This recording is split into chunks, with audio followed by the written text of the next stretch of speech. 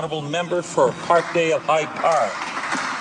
Thank you, Mr. Speaker, and I'm very pleased to be able to speak on Bill C-51. I have to say that my constituents have just deluged my office with emails and letters and campaign materials. There are huge concerns about this bill in the community, and it is a key bill for the future of the health of Canadians. So it needs careful deliberation, careful study, and while it is introduced, it has been introduced by the government with the goal of improving the health and well-being of Canadians, there are serious concerns that it will in fact have the opposite effect. Of course, we want the products that we use, the medications that we use, to do no harm. That certainly has not been the case in the past, where everything from children's toys to food to pharmaceutical products have in fact done great harm to Canadians because of lack of government vigilance and regulation. So of course we want our products to be safe and effective. But there are many people who use natural health products, and they are very, very concerned about this legislation. And they're concerned that somehow by using the term in Bill C-51 of therapeutic, that natural products and the practice of natural medicine will be lumped in with the pharmaceutical products that people want to exercise choice to choose an alternative to.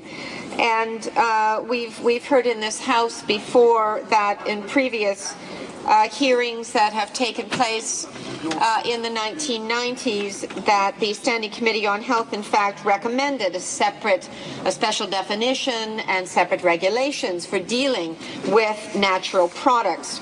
That seems to me to make very good sense, but that is not what is contemplated with this legislation, and I believe that the people who are raising this alarm across the country have absolute validity in raising their concerns. They don't want to use natural products that are not good for them, but they understand that natural health products are not the same as pharmaceutical products and the chemical compounds that are required to have very, very rigorous testing before they are allowed on the market, and even then not with always universal success. But I want to just read a couple of the letters that I have received, because there are very many eloquent, well-informed people who are very concerned about this legislation. I'll just read a couple. The first one is from a woman named Chris Strike in my riding. She's a community leader. She works in healthcare.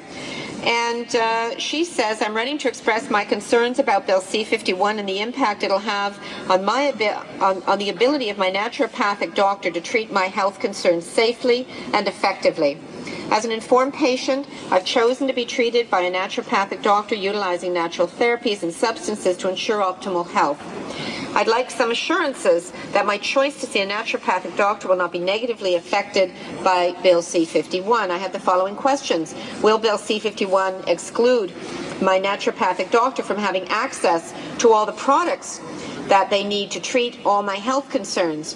Will Bill C-51 result in fewer natural health products being available in the Canadian marketplace?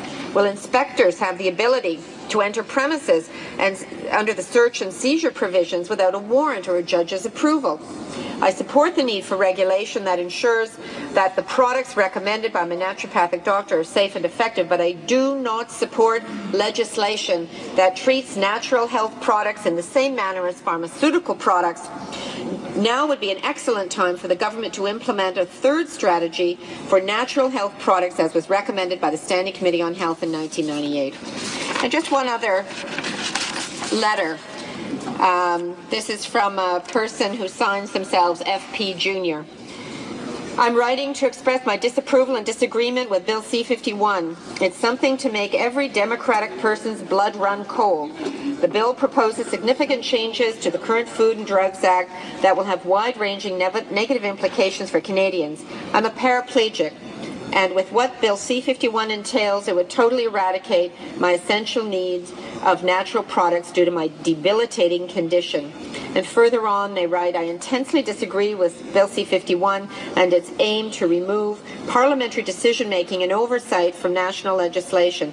It's intended to Bill C-51 is intended to replace democratic representative government with unelected closed-door decision-making, which will bind all citizens. So, Mr. Speaker, there is real concern about the wording, which would lump in natural products and all kinds of alternative health remedies in with pharmaceutical drugs, and there is also concern about the process that would take place for the approval of these remedies. There are estimates that up to 70% of natural health products would fail to meet the more stringent testing requirements that today are in place for pharmaceuticals. And as one of the writers to my writing said, that there's concern that Health Canada inspectors would create the equivalent of a police state in terms of their powers to search private property for illegal natural health products. It makes me want to lock up my vitamin C in the morning. It's very troubling for people who believe that this is the best thing for their health. There's also concern that Bill C-51 describes a practitioner as someone who's authorized under the law of a province to prescribe or dispense prescription therapeutic drugs. Since naturopathic doctors do not have prescribing rights, that they will be prevented from making recommendations to their patients. So these are some of the major concerns that I have been contacted about, and it seems that if there was the third category created and if there were regulations for these natural products, that would go some way to helping alleviate the concerns that people have. But these aren't the only concerns in this bill.